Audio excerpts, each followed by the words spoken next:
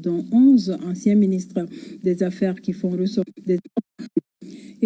Et dans le cadre de l'animation de la Semaine nationale de lutte contre la corruption, le procureur général de la Cour suprême a accordé une interview à une de nos équipes de reportage. Il ressort de cet entretien que de 2021 à nos jours, une dizaine d'affaires ont été traitées impliquant une quarantaine de personnes, dont 11 anciens ministres des Affaires qui font ressortir un détournement d'environ 80 milliards de francs CFA. Écoutons cet extrait. 8 personnes, ou en tout cas 11 personnes volent 80 milliards de francs CFA. Ça fait plus de 1 million par personne. Ça fait plus de 2, plus de 3, plus de 4, plus de 5. Qu'est-ce que vous allez faire avec tous ces milliards? Non mais en vrai, moi je me pose souvent des questions. Prendre l'argent du colon, et bien sûr, il vous finance, il vous donne de l'argent, il vous achète. Bien sûr, impossible. Sinon, vous n'accepterez jamais les ordres qui vous imposent. En plus de ça, vous volez les populations. Moi, c'est clair, peine de mort. C'est-à-dire, c'est très clair. C'est-à-dire, il faut être radical avec ça. Tu peux pas voler autant d'argent qui est destiné au bien-être du contribuable. Tu voles ça. Et penser que... Non, pour moi, c'est... C'est-à-dire... Peine de mort, pourquoi? Je m'explique. En fait, si la personne part juste en prison, ou prison à vie, déjà, il a tellement de moyens qu'en fait, ce sera difficile pour lui de vivre en prison. Il peut même acheter le président de la prison et on fait miroiter aux gens qu'il est en prison. Finalement, il n'est pas en prison. Ou s'extrader, aller dans un pays où c'est impossible totalement de l'emprisonner au final. Donc, moi je dis peine de mort. C'est pour qu'en fait, c'est pour frustrer tous ceux qui sont dans l'entourage qui voudraient un jour poser le même type d'acte. C'est ça que je parle de. En fait, pas très bien. C'est pas fondamentalement, c'est pas moral, etc. Mais on s'en fout de la morale. On s'en fout de la morale. Tu voles les gens, ok. Tu payes le prix en fait. Il faut que tu payes le prix de voler de voler l'argent du continent en milliards de francs CFA. En milliards. C'est des millions d'euros en fait que tu voles. Contribuables. Personnes qui payent plus qu'ils doivent payer. En fait, Du procureur général de la Cour suprême au micro de Garibou Pire.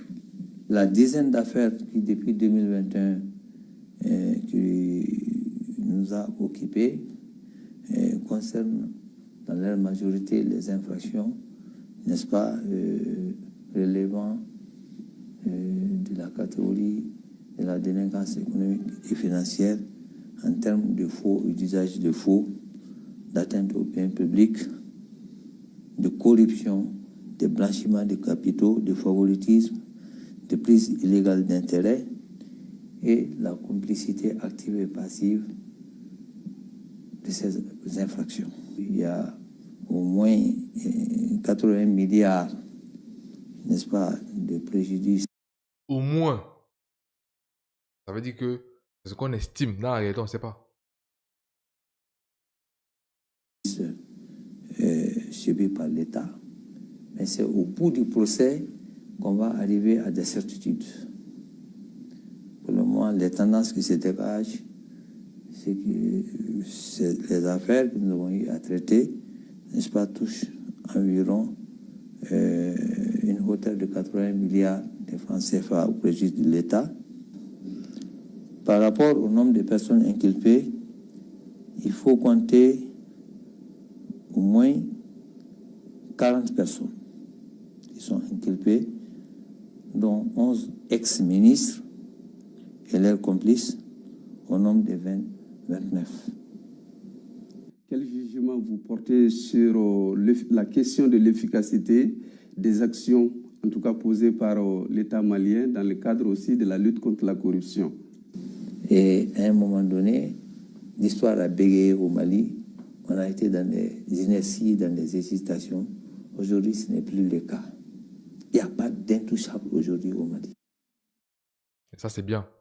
C'est bien parce que, vous savez, les politiciens, des fois, ils bénéficient d'une certaine immunité. Être politicien, c'est cool. En fait, non seulement tu manges l'argent de l'État, tu vis au frais de l'État, tu voyages au frais de l'État, business class, des fois, avion privé. avec ta femme, tes enfants, sont logés, fréquentent dans les meilleures écoles possibles. Sécurité, tout ça s'offre de l'État.